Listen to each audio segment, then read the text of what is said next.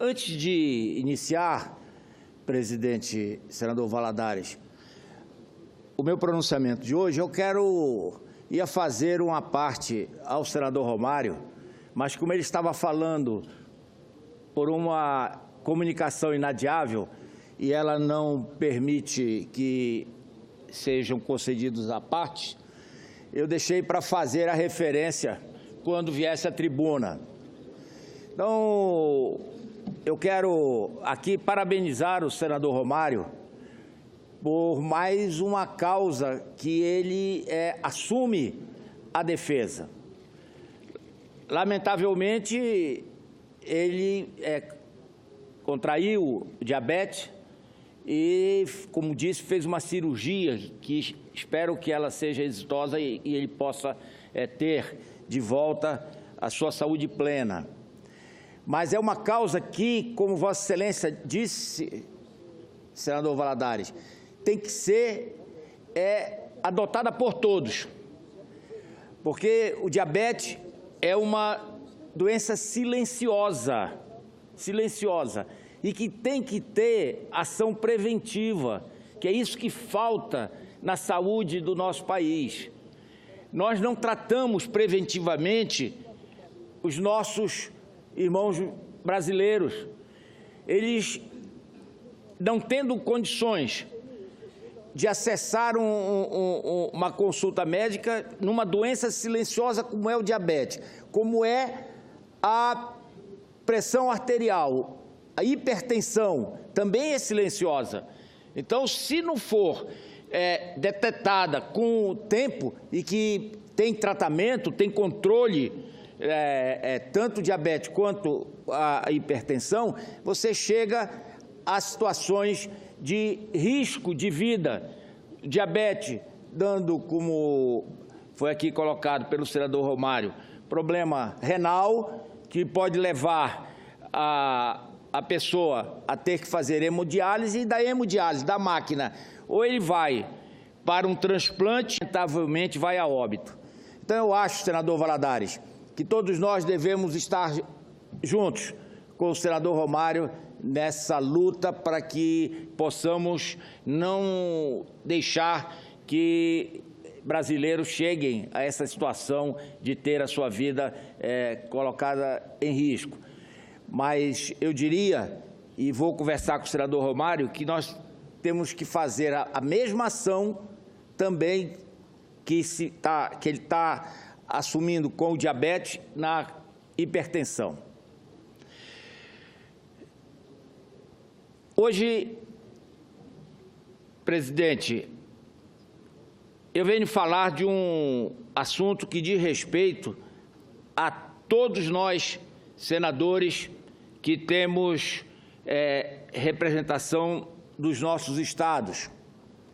Em seu artigo 45, parágrafo 1º, a Constituição Federal determina, aspas, o número total de deputados, bem como a representação por Estado e pelo Distrito Federal, será estabelecido por lei complementar, proporcionalmente à população, procedendo-se aos ajustes necessários no ano anterior às eleições.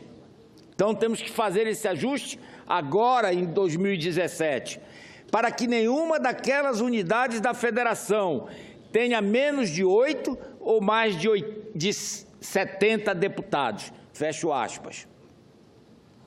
Isso, texto constitucional, artigo 45, parágrafo 1º.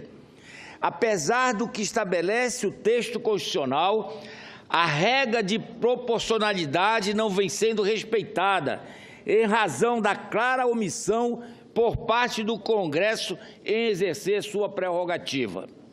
Em 1993, por meio de lei complementar número 78, o Congresso Nacional chegou a tratar parcialmente da matéria, procedendo delegação ao Tribunal Superior Eleitoral para a fixação da representação de cada Estado e do Distrito Federal na Câmara dos Deputados.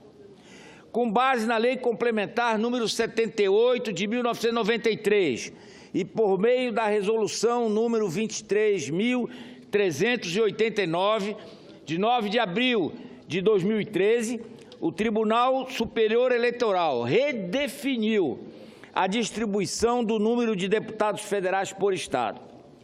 A nova distribuição teria efeito para a 55ª legislatura, que se iniciou no início do ano de 2015, ou seja, eleitos no processo eleitoral de 2014. Entretanto, em 18 de junho de 2014, o Supremo Tribunal Federal, ao analisar as ações diretas de inconstitucionalidade 4947, 4963, 4965, 5020, 5028 e 5130, que questionavam a alteração realizada por meio da resolução do TSE, julgou inconstitucionais a Lei Complementar 78 de 1993 e a Resolução 23.389 de 2013 do Tribunal Superior Eleitoral. À época, a ministra Rosa Weber, relatora das ações diretas de inconstitucionalidade, concluiu que não seria competência do Tribunal Superior Eleitoral legislar, e sim promover a normatização da legislação eleitoral. Para o Poder Judiciário, o ajuste no número das cadeiras na Câmara, conforme determinação constitucional, só poderia se dar por meio de lei complementar de autoria do próprio Congresso Nacional. Lembro aqui que ontem, terça-feira, 14 de fevereiro, fiz uso dessa tribuna para tratar a respeito, senador Álvaro Dias, da regulamentação da Lei Candir, processo que espero que entre em pauta no Congresso após decisão do Supremo Tribunal Federal, que considerou o Poder Legislativo omisso ao não fazer uso de sua obrigação de definir critérios e regras de compensação aos estados exportadores pelas perdas decorrentes da desoneração das exportações. Ora, não podemos admitir que, mais uma vez, tenhamos que aguardar o Poder Judiciário determinar os caminhos que serão tomados pelo Congresso Nacional. Precisamos fazer cumprir a Constituição na sua integralidade. Não é possível que um estado como o Pará, o meu estado do Pará, com 8.272.274 habitantes no último censo, tenha apenas 17 deputados federais na sua bancada. E o nosso estado vizinho, estado irmão do Maranhão, com 6.954.036 habitantes, de acordo com o IBGE, seja representado por uma bancada de 18 parlamentares. Nada contra o Maranhão, até porque, ao aplicar a real proporcionalidade, nosso querido estado vizinho deve manter sua bancada inalterada. Tem hoje 18 e, pela proporcionalidade, mantém 18 deputados federais na sua bancada. O Pará, no entanto, ao seguir as regras constitucionais, deverá ter sua bancada acrescida em 4 deputados. Nessa perspectiva de ampliar e fortalecer a democracia representativa, apresentei em agosto do ano passado projeto que dispõe sobre o número total de deputados federais, fixando a representação por Estado e pelo Distrito Federal para a 56ª legislatura, de 2019 a 2023.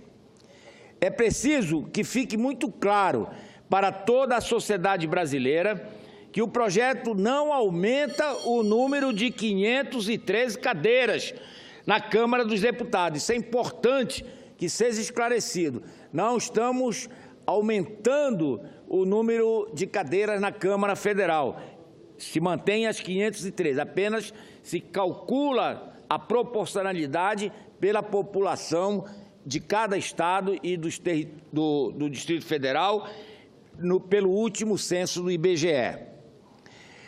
O que estamos apresentando é a readequação da bancada de deputados em conformidade com a proporcionalidade do povo representado, conforme estabelece nossa Carta Magna.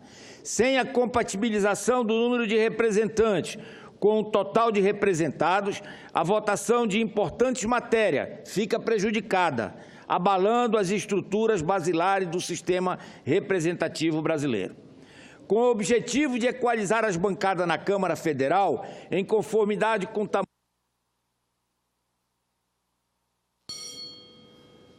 o tamanho populacional dos estados, apresentamos em agosto do ano passado o PLS 315, que hoje foi designado ao nobre senador Antônio Anastasia relatar na Comissão de Constituição e Justiça e Cidadania, CCJ. No formato atual, sem seguir o texto constitucional, o Pará perde 4 deputados federais. Amazonas e Minas Gerais estariam com 2 deputados a menos do que deveria, e a Bahia, Ceará e Santa Catarina ficam fragilizados com 1 a menos do número total determinado pela Constituição em seu artigo 45, parágrafo 1º, respeitada a proporcionalidade em relação à população. Para sanar a situação de inconstitucionalidade, o nobre senador Eduardo Lopes, PRB Rio de Janeiro, apresentou em 2013, naquela altura, tinha assumido, senadora Vanessa, como suplente do senador Marcelo Crivella, e agora assumindo a titularidade da cadeira que o senador Marcelo Crivella foi eleito e empossado como prefeito da cidade do Rio de Janeiro. Apresentou em 2013 o PLS 221, exatamente para readequar a proporcionalidade. Contudo, o mesmo acabou sendo prejudicado por falta de tempo hábil, não conseguindo finalizar sua tramitação e, portanto, sem corrigir a distribuição dos números de deputados federais. O projeto de nossa autoria mantém a metodologia de cálculo proposta pelo senador Eduardo Lopes. Os critérios de cálculo são exatamente os mesmos adotados pelo Tribunal Superior Eleitoral, com base nos artigos 106, 107 e 109 do Código Eleitoral, que define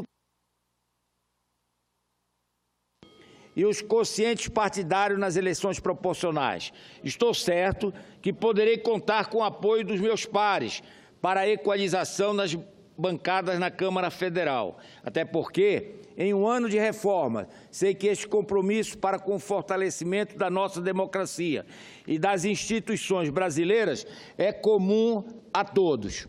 Cito o juramento previsto no artigo 4º, parágrafo 2º do regimento interno desta Casa. Parágrafo, abro aspas, prometo guardar a Constituição Federal e as leis do país, desempenhar fiel e lealmente o mandato de senador que o povo me conferiu e sustentar a União, a integridade e a independência do Brasil, fecho aspas. Então, senadora Vanessa, nós temos que cumprir o juramento que fizemos ao tomarmos posse nos nossos mandatos de senador. É fundamental cumprir.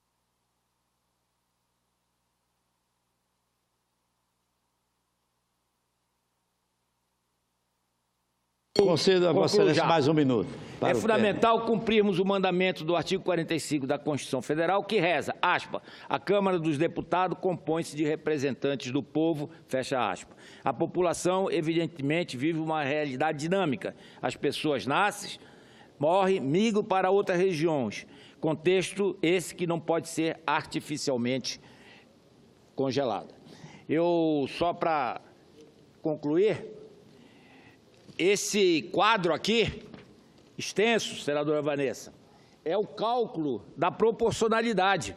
Todos essas variáveis que estão na primeira linha do quadro é que define o número da bancada de cada estado da nossa federação. Então, tenho certeza absoluta que nós vamos caminhar na aprovação desse projeto.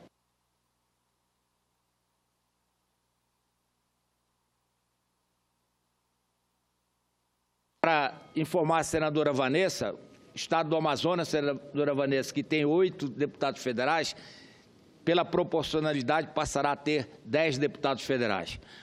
Muito obrigado.